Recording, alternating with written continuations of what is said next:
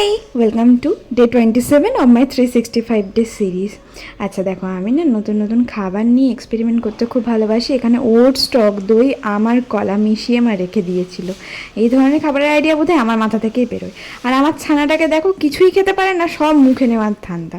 সকালের দিকে বসে নিজে কিছু কাজ করে নিলাম, যেগুলো আমার প্রতিদিনের কাজ, সেগুলো সেরে নিয়ে এখানে ঘরে ঢুকে দেখি বাপ আর মেয়েতে এরকম কুস্তি করছে আর কি। ওই কানটা ধরে ওর মুখে পড়বে, আর বাবা সেটা এনজয় করছে।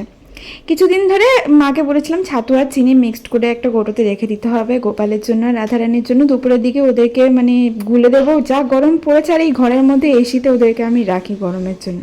আজকে না দই বড়া বানিয়েছিলাম, কিন্তু বড়াগুলো ফোলেনি, যেন ওই যে মায়ের সাহায্য নিয়ে নিই, মা ফেটিয়ে দেয়নি কি বলে ডালটা, ওই কারণে হয়তো ফোলেনি। তো যাই হোক, এরকম সাজিয়ে গুজিয়ে খেতে আমার নিজেরও খুব ভালো লাগে।